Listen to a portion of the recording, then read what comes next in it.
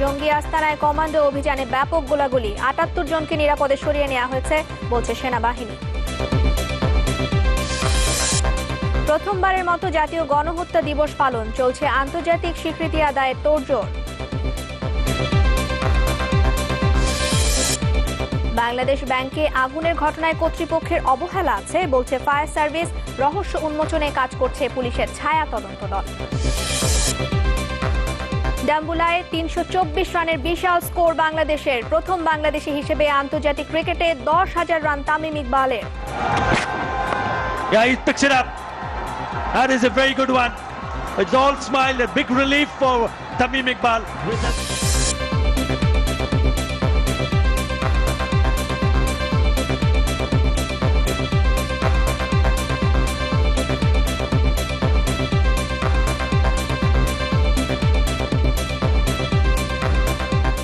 শুভেচ্ছা, আমন্ত্রণ নিউজ 24-এ। দর্শক এতক্ষণ শুনছিলেন সিলনটি শিরোনাম, আর আপনাদের সঙ্গে থাকবো আমি রিদওয়ানা বিনতে জলিল এবং আমি মনজুর আল মতিন। অটো ইগনিশন ও ব্রাশ বার্নার দ্বারা তৈরি আরএফএল গ্যাস স্টোভ, রান্নাঘরের সবার প্রেম। সিলেটের শিববাড়ি পাঠানপাড়ার একটি বাড়িতে জঙ্গি বিরোধী অভিযান চালাচ্ছে সেনাবাহিনীর প্যারা কমান্ডো দল। ৩০ ঘন্টারও বেশি সময় আইনশৃঙ্খলা বাহিনী ওই বাড়িটি ঘিরে রাখার পর আজ সকালে সেখানে শুরু হয় অপারেশন টুয়াইলাইট নামের এই অভিযান। দুপুরের পর শুরু হয় ব্যাপক গোলাগুলি। কিছুক্ষণ আগে সেনাবাহিনীর ব্রিগেডিয়ার জেনারেল ফখরুল আহসান সাংবাদিকদের জানিয়েছেন, ভবনের ভেতরে জিম্মি ৭৮ জনকে নিরাপদে সরিয়ে নেওয়া হয়েছে। তবে ভেতরে কতজন জঙ্গি আছে তা নিশ্চিত নয় এখনো। জঙ্গি আস্তানা সন্দেহে বৃহস্পতিবার রাত থেকেই সিলেটের আতিয়া মহল নামের বাড়িটি ঘিরে রাখে আইনশৃঙ্খলা বাহিনীর সদস্যরা, যাতে যোগ দেয় পুলিশের বিশেষ দল সোয়াটো। শনিবার সকাল 8:45টায় বাড়িটিতে অভিযান শুরু করে সেনাবাহিনীর প্যারা কমান্ডো দল। একে একে বের করে আনা হয় সন্দেহভাজন জঙ্গি পরিবার ছাড়া ভবনের ২৭ পরিবারকেই।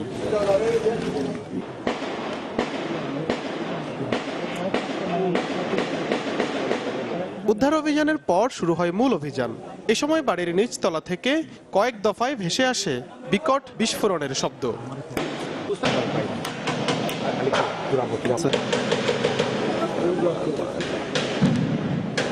পরে সংবাদ সম্মেলনে সেনাবাহিনীর পক্ষ থেকে জানানো হয়, ভেতরে থাকা জিম্মিদের উদ্ধারকে প্রাধান্য দিয়েই পরিচালনা করা হয় এই অভিযান।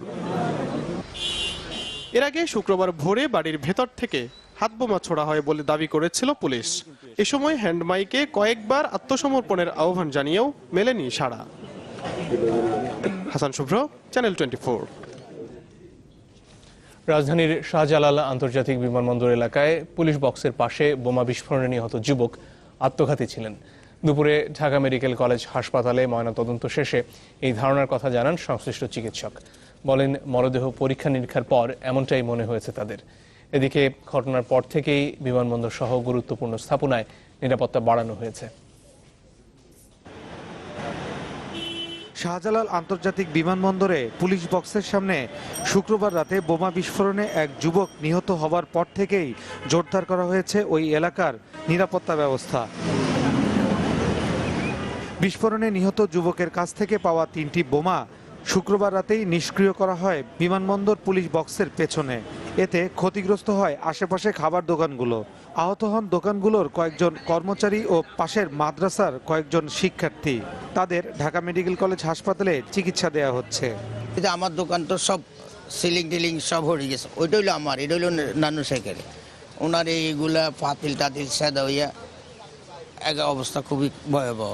বোমার যে স্প্রিন্টারগুলা এই যে এইগুলা হয়েছে, এমন অনেক প্রায় শত শত স্প্রিন্টার এই বিল্ডিং হইতে শুরু করে 5-6টা হোটেলে ক্ষতিগ্রস্ত হয়েছে। এদিকে নিহত ব্যক্তির ময়নাতদন্ত সম্পন্ন হয়েছে ঢাকা মেডিকেল কলেজ হাসপাতালের মর্গে। ময়নাতদন্তকারী চিকিৎসকও নিশ্চিত করেন বোমা বিস্ফোরণেই মৃত্যু হয়েছে তার। জানান, নিহত যুবক আত্মঘাতী হয়ে থাকতে পারে। 2টি তারের টুকরা পাই, যে তারটা পিঠে বাঁধা ছিল, কষ্টের দ্বারা পিঠে বাঁধা ছিল, এবং তার হাতে রিস্টবেল্ট দ্বারা আটকানো ছিল।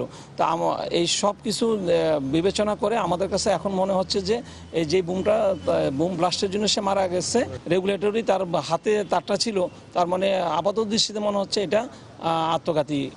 অবশ্য ঘটনার পরপরই তাৎক্ষণিক প্রতিক্রিয়ায় আত্মঘাতী হওয়ার বিষয়টি উড়িয়ে দেন ডিএমপি কমিশনার আসাদুজ্জামান মিয়া।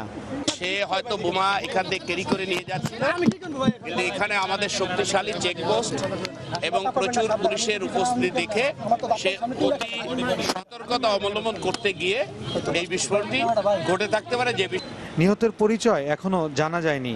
তার বয়স আনুমানিক 30 থেকে 32 বছর। ফয়সাল হোসেন, চ্যানেল 24, ঢাকা। সরকার রাজনৈতিক ফায়দা নিতেই জঙ্গিবাদকে জিইয়ে রেখেছে, এমন অভিযোগ করেছেন বিএনপি মহাসচিব মির্জা ফখরুল ইসলাম আলমগীর। সকালে বিএনপির কেন্দ্রীয় কার্যালয়ে মুক্তিযুদ্ধের ছবির প্রদর্শনীর উদ্বোধন করে তিনি বলেন, দেশের সব মানুষ জঙ্গিবাদের বিরুদ্ধে, কিন্তু এ নিয়ে রহস্যের সৃষ্টি করেছে সরকার। কোনো জঙ্গি হামলারই সঠিক তদন্ত হয়নি বলেও অভিযোগ করেছেন তিনি। প্রধানমন্ত্রীর আসন্ন ভারত সফরে বাংলাদেশের স্বার্থকে প্রাধান্য দেওয়ারও আহ্বান জানান ফখরুল। বলেন, ভারতের সাথে প্রতিরক্ষা চুক্তি হলে দেশের স্বাধীনতা সার্বভৌমত্ব হুমকির মুখে পড়বে।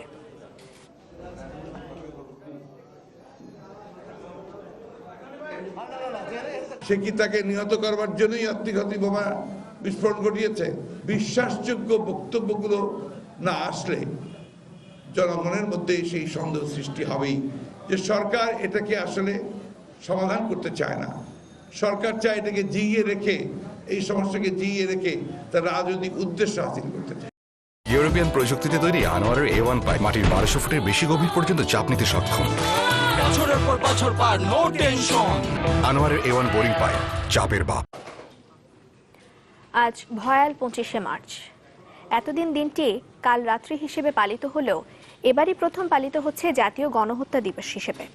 এ উপলক্ষে মিরপুর বাংলা কলেজে আয়োজিত জনসভায় আওয়ামী লীগ নেতারা অভিযোগ করেন, পুরো জাতি যখন শোক পালন করছে, বিএনপি তখন নীরব। আর সোহরাওয়ার্দী উদ্যানে আয়োজিত অনুষ্ঠানে মুক্তিযুদ্ধ বিষয়ক মন্ত্রী আকম মোজাম্মেল হক জানান, দিবসটির আন্তর্জাতিক স্বীকৃতি আদায়ে সারা বিশ্বেই প্রচার চালাবে সরকার।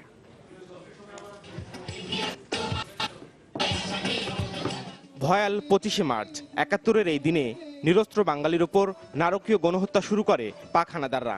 এবারই প্রথম জাতীয়ভাবে দিবসটি পালিত হচ্ছে গণহত্যা দিবস হিসেবে। দিবসটি উপলক্ষে মুক্তিযুদ্ধ মন্ত্রণালয়ের উদ্যোগে সোহরাওয়ার্দী উদ্যানে আয়োজিত অনুষ্ঠানে মুক্তিযুদ্ধ বিষয়ক মন্ত্রী আকম মোজাম্মেল হক জানান, দিবসটির আন্তর্জাতিক স্বীকৃতি আদায়ে সারা বিশ্বেই প্রচার চালাবে বাংলাদেশ। আমরা আন্তর্জাতিকভাবে এটা স্বীকৃতির জন্য ইতিমধ্যেই আমাদের পররাষ্ট্র মন্ত্রণালয় বিভিন্ন জাতিসংঘে দূত পাঠিয়েছেন। দিবসটি ঘিরে ঢাকা মহানগর আওয়ামী লীগ উত্তরের উদ্যোগে মিরপুর বাংলা কলেজে আয়োজন করা হয় জনসভা। সেখানে উপস্থিত ছিলেন জাতীয় নগর আওয়ামী লীগের নেতারা। দলের সাধারণ সম্পাদক বলেন, পুরো জাতি যখন শোক পালন করছে, বিএনপি তখন নীরব।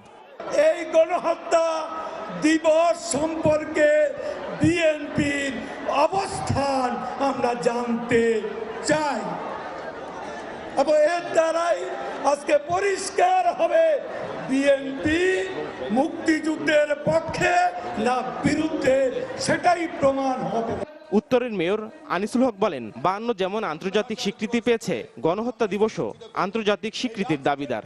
16 কোটি মানুষের একটি স্লোগান হোক, 52কে যেভাবে আমরা আন্তর্জাতিক দিবস, বাংলা ভাষার দিবস করে আমরা প্রতিষ্ঠিত করেছি, এই আজকের দিনটিকেও আমরা আন্তর্জাতিক গণহত্যা দিবস হিসেবে সারা পৃথিবীর বুকে প্রতিষ্ঠিত করব। এদিকে ঢাকা মহানগর দক্ষিণের আয়োজনে লালবাগ মাঠে জনসভায় বক্তব্য রাখেন বাণিজ্য মন্ত্রী তোফায়েল আহমেদ সহ কেন্দ্রীয় নেতারা।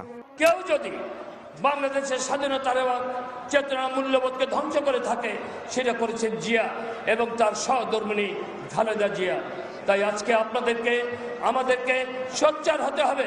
আগামীতে এই দিবসের তাৎপর্য নতুন প্রজন্মের কাছে সঠিকভাবে তুলে ধরতে নেতাকর্মীদের প্রতি আহ্বান জানান আওয়ামী লীগের নেতারা।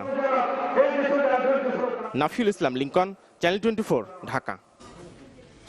যেমনটা এর আগে জানাচ্ছিলাম, এতদিন 25শে মার্চ কাল রাত্রি হিসেবে পালন করা হলেও এবারই প্রথম গণহত্যা দিবস হিসেবে পালন করছে বাংলাদেশ। এ নিয়ে শুরু হয়েছে আন্তর্জাতিক স্বীকৃতি আদায়ের তোড়জোড়, যেটি সম্ভব বলে মনে করছেন আন্তর্জাতিক অপরাধ ট্রাইব্যুনালের প্রসিকিউটর এবং সাবেক রাষ্ট্রদূতরা। পররাষ্ট্র প্রতিমন্ত্রী জানান, শুরু হয়েছে কূটনৈতিক তৎপরতাও। সারোয়া সুমনের রিপোর্টে বিস্তারিত দেখব।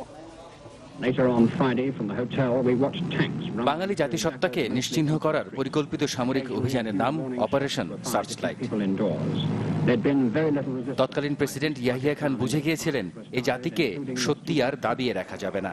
তাই তার নির্দেশ মতো 71-এর 25 মার্চ রাতে ক্যান্টনমেন্ট থেকে বের হওয়া ট্যাঙ্ক আর সৈন্যদের লক্ষ্য ছিল স্বাধীনতাকামী জাতির প্রাণ, বসতি সব নিশ্চিহ্ন করা। এই কাল রাতের 46 বছর পর বাংলাদেশ সিদ্ধান্ত নিয়েছে 25 মার্চকে গণহত্যা দিবস হিসেবে পালনের। পাশাপাশি সরকার চায় এই দিনটিকে আন্তর্জাতিক গণহত্যা দিবস হিসেবে স্বীকৃতিও। 1948 সালে জাতিসংঘের গণহত্যা নিয়ে কনভেনশনে যে 5 বৈশিষ্ট্যের কথা বলা আছে, এর যে কোনো একটি থাকলেই কোনো ঘটনা গণহত্যা হিসেবে স্বীকৃত হবে। গণহত্যা বা জেনোসাইড কিন্তু শুধু হত্যা দিয়ে হয় না, অন্যভাবে সংঘটিত হতে পারে। এই সব কিছুই করা হয়েছে সিভিলিয়ানদের টার্গেট করে, যারা জেনেভা কনভেনশনের প্রোটেকশন এনজয় করে। সো এই ধরনের কাজ যারা করছে এটি গণহত্যার শামিল। তবে স্বীকৃতি আদায়ের পথ যেমন সময় সাপেক্ষ তেমনি কঠিনও। পাকিস্তান ও তার বন্ধু রাষ্ট্ররা গণহত্যার আন্তর্জাতিক স্বীকৃতির পথ কঠিন করার চেষ্টা চালিয়ে যাবে বলে মনে করেন সাবেক এই রাষ্ট্রদূত। পাকিস্তান কখনোই চাইবে না এটা গণহত্যা দিবস হিসেবে পালিত হোক বা স্বীকৃতি পাক, আন্তর্জাতিক স্বীকৃতি পাক। এবং পাকিস্তানের হাতিয়ার হলো কে? চায়না। তারা চায়নাকে দিয়ে ভিতর দেওয়ার চেষ্টা করবে। আমাদেরও ঠিক সেইভাবেই ওই রকম শক্তি নিয়ে, ওই রকম প্রতীক্ষা নিয়ে, ওই রকম রোবাস্ট এবং প্রোঅ্যাক্টিভ ওয়েতে আমাদেরকে এগোতে হবে। গণহত্যা দিবসের আন্তর্জাতিক স্বীকৃতি পেতে যে চ্যালেঞ্জের মুখে পড়তে হবে এ বিষয়ে অবগত বাংলাদেশ। পররাষ্ট্র প্রতিমন্ত্রী বলছেন, প্রথাগত কূটনীতি ছাড়াও এর বাইরে গিয়ে কিভাবে বন্ধু রাষ্ট্রগুলোর সমর্থন পাওয়া যায় সেই চেষ্টা করা হবে। ৭১-এ আমরা যুদ্ধ করেছি পাকিস্তানের সাথে এবং ৭১-এ পৃথিবীর সব রাষ্ট্রের অবস্থান বর্তমানের মতো ছিল না, এক এক রাষ্ট্রে এক এক ধরনের অবস্থান ছিল। সেই জায়গাগুলিতে বিশেষ করে আমরা এরকম পরিস্থিতির মধ্যে সম্মুখীন হতে পারি যে অনেকে যদি বিরোধিতা করেন তাহলে কি হবে। তো আমরা যতটুকু পারি সম্মতি, পৃথিবীর যে রাষ্ট্র প্রায় 2 শতাধিক রাষ্ট্র আছে, এই রাষ্ট্রগুলি যতগুলি রাষ্ট্রের স্বীকৃতি নেওয়া যায়। দ্বিতীয় বিশ্বযুদ্ধে জার্মানির হলোকাস্ট ছাড়াও আর্মেনিয়া, রুয়ান্ডা, কম্বোডিয়ার গণহত্যা আন্তর্জাতিক স্বীকৃতি পেয়েছে। সরোজ সুমন, চ্যানেল 24, ঢাকা। কাল মহান স্বাধীনতা দিবস, বাঙালির গর্বের দিন। এই দিনে বাংলার শ্রেষ্ঠ সন্তানদের শ্রদ্ধা জানাতে প্রস্তুতি নিচ্ছে গোটা জাতি। এর অংশ হিসেবে জাতীয় স্মৃতিসৌধে চলছে শেষ মুহূর্তের ধোয়া মোছা। বাড়তি নিরাপত্তা নিয়েছে আইন শৃঙ্খলা বাহিনীও। দেশের সূর্য সন্তানদের শ্রদ্ধা জানাতে তৈরি 3 বাহিনীর সদস্যরা। রাষ্ট্রপতি আর প্রধানমন্ত্রীর আগমন উপলক্ষে জোরদার করা হয়েছে নিরাপত্তা। রাজনৈতিক দলগুলোর প্রস্তুতিও চলছে সমানতালে। প্রতি বছরের মতো এবারও লাখো শহীদের প্রতি শ্রদ্ধা নিবেদনে সাভারের স্মৃতিসৌধে ঢল নামবে সব শ্রেণী পেশার মানুষের।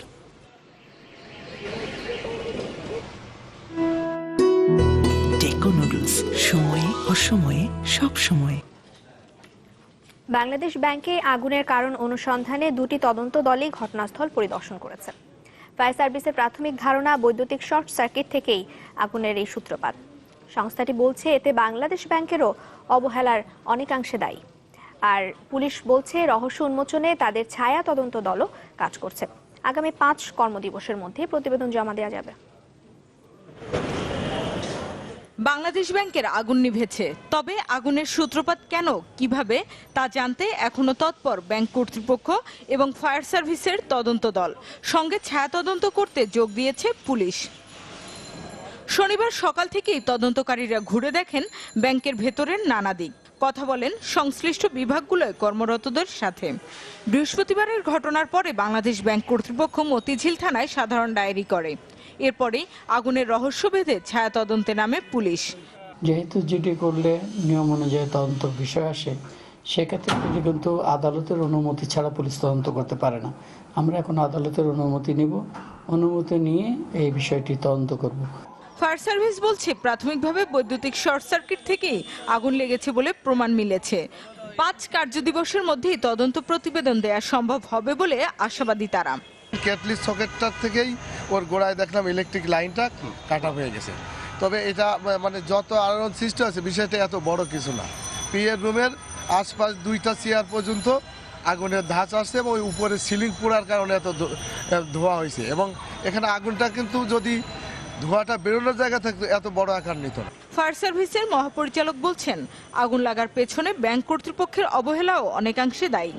আগুন জ্বলতেছে এত ফ্লোরে পাবলিকের কাছ থেকে পেয়েছিলাম আসলে। এখানে যে নিজস্ব সিস্টেম থেকে আবার কিছুক্ষণ পরে পেয়েছি আসলে। কিছু ফলস অ্যালার্ম মাঝে মাঝে দিয়ে থাকে, হয়তো তারা হয়তো প্রথমে তাই মনে করেছে। কেউ যদি কোঅপারেট না করে তাহলে কিন্তু একটা স্টিল ওখানে একটা গ্যাপ রয়ে যায় আসলে।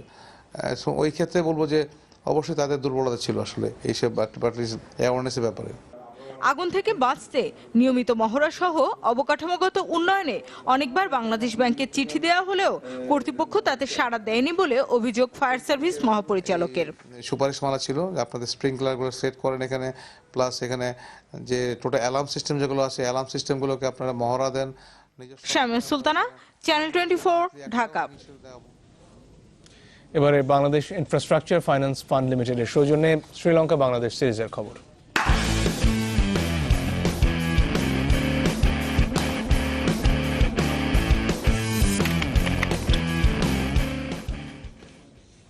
প্রথম ওয়ানডেতে রান পাহাড়ে বাংলাদেশ। তামিম ইকবালের সেঞ্চুরিতে শ্রীলঙ্কার সামনে 325 রানের টার্গেট দিয়েছে সফরকারীরা। রণগিরি আন্তর্জাতিক স্টেডিয়ামে টস হারা বাংলাদেশ শুরু থেকেই আক্রমণাত্মক ক্রিকেট খেলতে থাকে। সৌম্য সরকারের বিদায়ে সাব্বির রহমানকে সঙ্গী করে তামিম ইকবাল ঝড় তোলেন, গড়েন 90 রানের জুটি। সাব্বির চতুর্থ 50-তে 54 এবং মুশফিক 1 রানে আউট হন। এরপর তামিমের সঙ্গী হন সাকিব আল হাসান, 144 রানের জুটি গড়েন দুজন। তামিম প্রথম বাংলাদেশি হিসেবে 10,000 আন্তর্জাতিক রান এবং অষ্টম ওয়ানডে সেঞ্চুরি পূর্ণ করেন। আউট হন 127 রানে। সাকিব তুলে নেন 33তম 50। শেষ 10 ওভারে লঙ্কান বোলারদের শাসন করে 109 রান যোগ করে বাংলাদেশ। ইনিংস শেষ হয় 5 উইকেটে 324 রানে, যা শ্রীলঙ্কার বিপক্ষে এবং বিদেশের মাটিতে বাংলাদেশের সর্বোচ্চ দলগত স্কোর।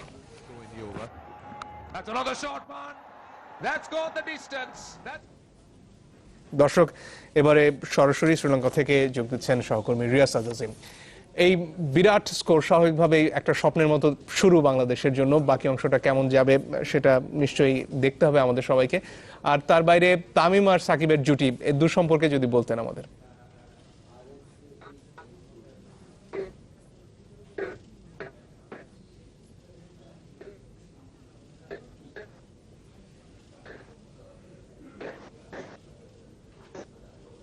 পতন 120 রানে প্রথম 2 উইকেটের পতন দেখলাম, 119-এ ফিরে গেলেন হচ্ছে তার যে পার্টনার ছিলেন সে সময় সাব্বির রহমান, এবং তারপরে 1 রান পরে কিন্তু ফিরে যাওয়ার পর 144 রানের একটা অসাধারণ উইকেট যদি আমরা চতুর্থ উইকেটে দেখছি।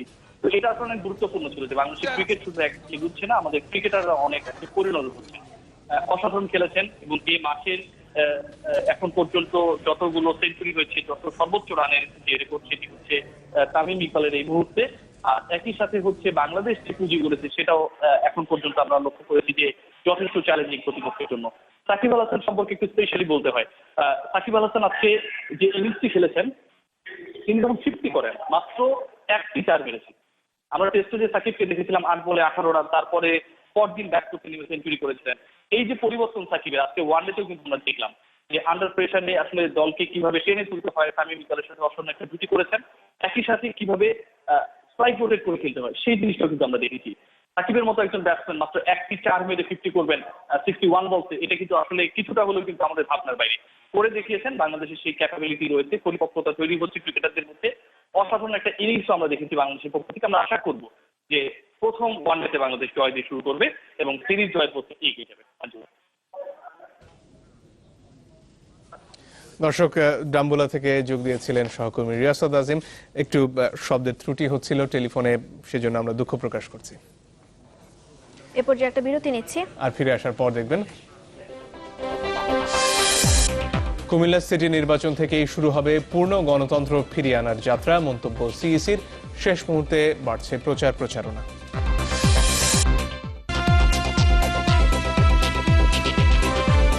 আবার আমন্ত্রণ, আপনারা নিউজ 24 দেখছেন। চাঁপাইনবাবগঞ্জের শিবগঞ্জ উপজেলার জমিনপুর সীমান্তে বিএসএফ এর সাউন্ড গ্রেনেডে আহত হয়েছেন নারী শিশু সহ অন্তত 12 জন। স্থানীয়রা জানান, সকালে জমিনপুর সীমান্তের কাছে একটি জলাশয়ে মাছ ধরার সময় বাংলাদেশিদের বাধা দেয় ভারতীয় সীমান্তরক্ষী বাহিনী বিএসএফ। এর জেরে দুপুরে বিএসএফকে লক্ষ্য করে ইট পাটকেল ছোড়ে বাংলাদেশিরা। পরে ভারতের চুরি অনন্তপুর বিএসএফ ফাঁড়ির 30 থেকে 35 জন বিএসএফ সদস্য বাংলাদেশের ভেতরে জমিনপুর পশ্চিম পাড়ায় ঢুকে পড়ে। এ সময় বাংলাদেশিদের ঘরবাড়ি লক্ষ্য করে ইট পাটকেল সহ বেশ কয়েকটি সাউন্ড গ্রেনেড নিক্ষেপ করে বিএসএফ। পরে বিজিবির কিরণগঞ্জ বিওপির একটি টহল দল ঘটনাস্থলে গেলে বিএসএফ সদস্যরা ভারতীয় অংশে চলে যায়। ঘটনার পর বিকেলে বিজিবি বিএসএফ এর মধ্যে ব্যাটালিয়ন কমান্ডার পর্যায়ে পতাকা বৈঠক হয়েছে।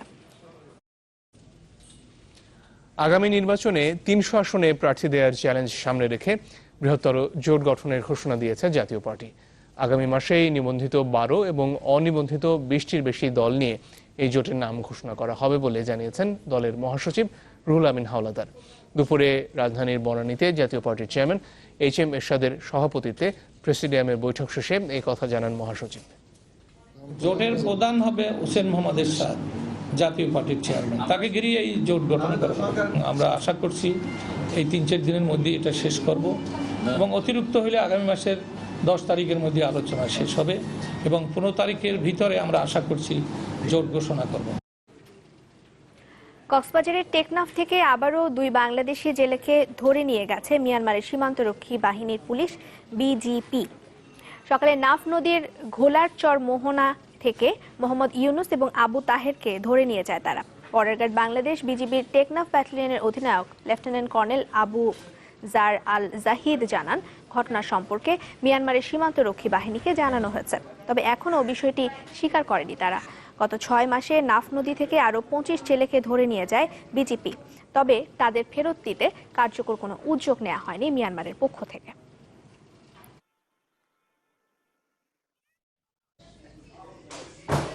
বিভিন্ন সময়ে দেশের গণতান্ত্রিক পরিবেশ বিতর্কিত হয়েছে, কিন্তু পূর্ণ গণতন্ত্র ফিরিয়ে আনার যাত্রা শুরু হবে কুমিল্লা সিটি কর্পোরেশন নির্বাচনের মাধ্যমে।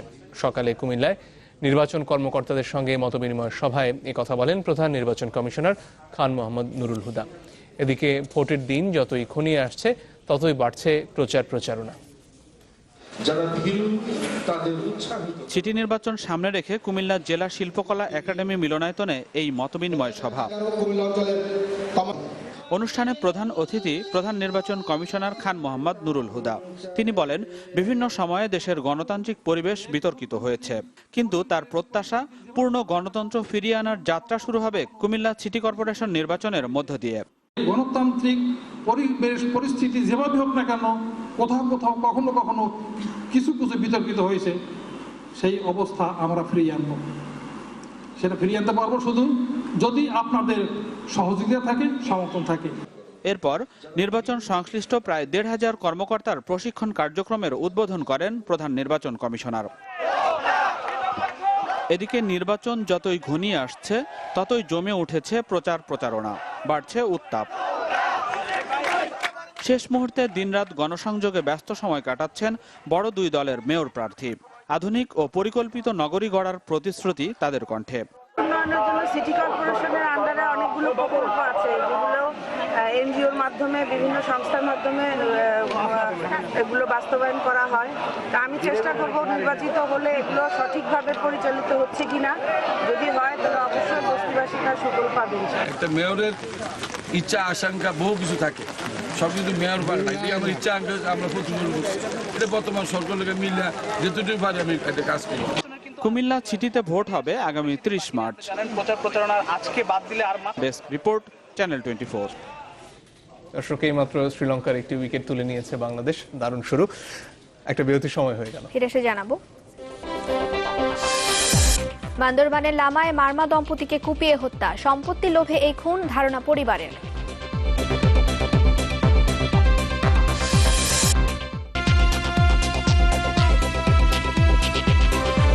বিরতির পর আবারও ফিরলাম, আপনারা দেখছেন নিউজ 24।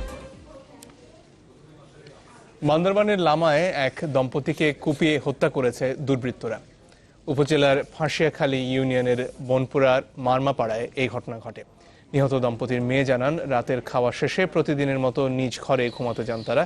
সকালে খাবার দিতে গেলে বাবা মার মরদেহ দেখতে পান তিনি। সম্পত্তির লোভে এই হত্যাকাণ্ড ঘটতে পারে বলে ধারণা পরিবারের। ঘটনাস্থল পরিদর্শন করেছে পুলিশ। বঙ্গবন্ধুর আদর্শ ধারণ করতে শিক্ষার্থীদের প্রতি আহ্বান জানিয়েছেন প্রধানমন্ত্রীর কার্যালয়ের মুখ্য সচিব কামাল আব্দুল নাসের চৌধুরী। সকালে রাজধানী বনানীতে ফার ইস্ট ইন্টারন্যাশনাল ইউনিভার্সিটিতে স্বাধীনতা ও বঙ্গবন্ধু শীর্ষক আলোচনায় এই আহ্বান জানিয়েছেন তিনি। বলেন, দেশের জন্য কাজ করতে হলে বাংলাদেশের স্বপ্নদ্রষ্টা বঙ্গবন্ধুর মতো মানুষ হতে হবে। বঙ্গবন্ধুর স্বপ্নের সোনার বাংলা গড়তে সবাইকে সততার সাথে জীবন গড়ারও তাগিদ দেন কামাল চৌধুরী। এ সময় বক্তারা মুক্তিযুদ্ধ পূর্ববর্তী সময়ে স্বাধীন বাংলাদেশ গঠনে বঙ্গবন্ধুর অবদান তুলে ধরেন। আলোচনা সভায় ফার ইস্ট ইন্টারন্যাশনাল ইউনিভার্সিটির board of ট্রাস্টিজের chairman Sheikh Kabir Hossain সহ বিশ্ববিদ্যালয়ের ঊর্ধ্বতন কর্মকর্তারা উপস্থিত ছিলেন।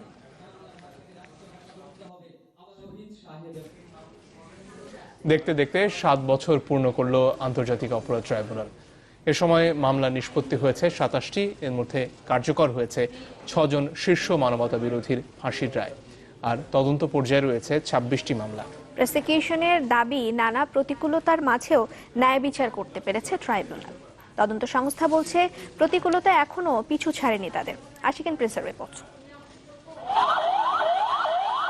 মতিউর রহমান নিজামী, আলী আহসান মোহাম্মদ মুজাহিদ, সালাউদ্দিন কাদের চৌধুরী সহ 6 শীর্ষ মানবতা বিরোধী। সর্বোচ্চ আদালতের রায়ে একে একে কার্যকর করা হয় তাদের মৃত্যুদণ্ড। আন্তর্জাতিক মহল থেকে ট্রাইব্যুনালের বিচার প্রক্রিয়া নিয়ে প্রশ্ন তোলা হলেও নিজস্ব আইনে 7 বছরে সুষ্ঠু বিচার প্রক্রিয়ায় সেই প্রশ্ন কেটে গেছে।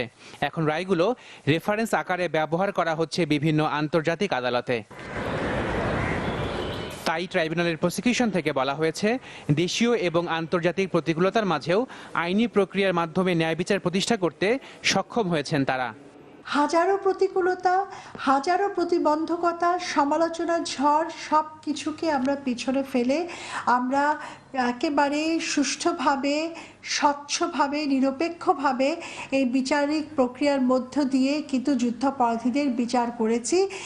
তবে 7 বছর পরেও মামলা তদন্তের ক্ষেত্রে বেগ পেতে হচ্ছে তদন্ত সংস্থাকে। কারণ হিসেবে বলা হচ্ছে প্রয়োজনীয় তথ্যের অভাব এবং সাক্ষী সুরক্ষার বিষয়ে মাঠ পর্যায় থেকে সহযোগিতা না পাওয়ার কথা। অনেক সময় আমরা কষ্ট পাই না, আমরা বিব্রত বোধ করি যে আমরা একটা সত্য ঘটনা, সাক্ষীর ঘটনা নিয়ে বিভিন্ন প্রশাসনে কাছে গেল, সেই প্রতিকারটা তারা করতে চায় না। কোনো তথ্যপাত্র জেলখানা থেকে পাইনি। স্পেশাল ব্রাঞ্চে অনেক কিছু তথ্য দিয়ে থাকা উচিত ছিল, কিন্তু স্পেশাল ব্রাঞ্চেও নেই, নেই। এবং এনএসআই বলেন, ডিজিএফএ বলেন, তাদের কাছেও নেই। তারাও ইচ্ছাকৃতভাবে এগুলোকে কেউ না কেউ কোনো একটা সময়ে এই বিষয়ে কোনো ইনকোয়ারি করে নেই, কেউ জানার সুযোগও নাই। বর্তমানে 26টি মামলা তদন্তের পর্যায়ে রয়েছে। এছাড়াও হামদর্দের একজন ট্রাস্টির বিরুদ্ধে পাওয়া মানবতা বিরোধী অপরাধের অভিযোগ প্রাথমিক তদন্ত শুরু করেছে তারা। সেই সাথে যুদ্ধবন্দী 195 পাকিস্তানি সেনার বিরুদ্ধেও মানবতা বিরোধী অপরাধের তথ্য প্রমাণ পাওয়া গেছে। তথ্যপত্রের কোনো অসুবিধা, তাদের বিরুদ্ধে অভিযোগ প্রমাণ করার কোনো অভাব হবে না, যেহেতু একটা আন্তঃরাষ্ট্রীয় ব্যাপার আছে, ঠিক আছে না? সুতরাং এটা তো আমাকে রাষ্ট্রের একটা নির্দেশনা অবশ্যই আমার জন্য প্রয়োজন। জনৈক ট্রাস্টি হয়তোবা তার তৎকালীন কর্মকাণ্ডের বিষয়ে একটু অভিযোগ এসছে, এইটুকুই। এটা এখন প্রাথমিক পর্যায়ে। 2010 সালের 25 মার্চ 71 মানবতা বিরোধী অপরাধীদের বিচারের জন্য গঠন করা হয় আন্তর্জাতিক অপরাধ ট্রাইব্যুনাল এবং তদন্ত সংস্থা। Ashikin Prince, channel 24, Dhaka. আবারও বিরতি নিচ্ছি, আর ফিরে আসার পর দেখবেন কেজরিওয়াল সহ আম আদমির 6 নেতার বিরুদ্ধে ভারতের অর্থমন্ত্রীর মানহানির মামলা, 10 কোটি রুপি ক্ষতিপূরণ দাবি।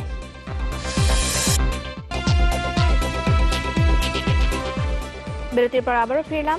আপনারা দেখছেন নিউজ 24। জাতীয় গণহত্যা দিবস উপলক্ষে আলোর শোভাযাত্রা করছে ঢাকা ইউনিভার্সিটি অ্যালামনাই অ্যাসোসিয়েশন। সরাসরি চলে যাচ্ছে সেখানে।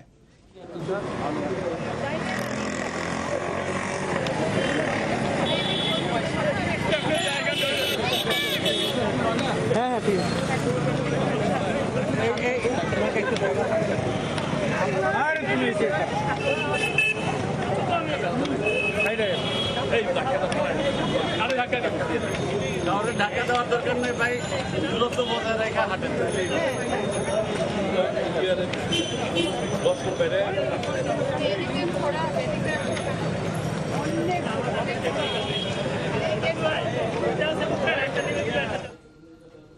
এবারে দেশের বাইরের খবর।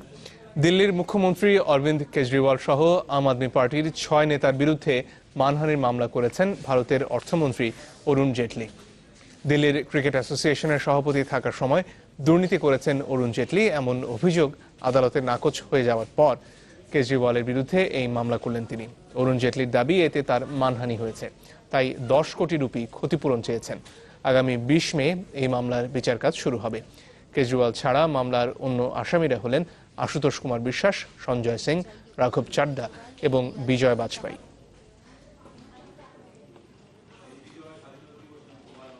নভেম্বরে মার্কিন নির্বাচন থেকে শুরু করে গত 5 মাসে বিভিন্ন দেশে নিহত হয়েছেন 8 জন হাই প্রোফাইল রুশ নাগরিক।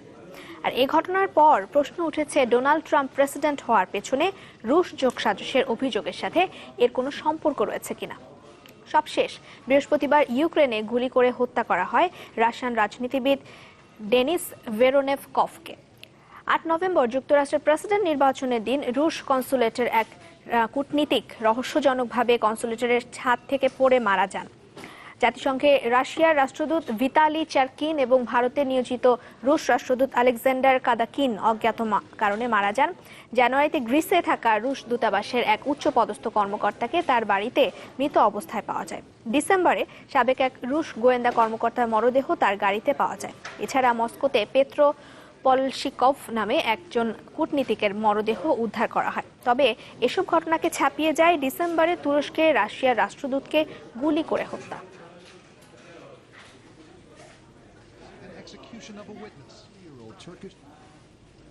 আর এর সাথে শেষ খবর নিউজ 24। তার আগে সিলনটি শিরোনামগুলো আরেকবার।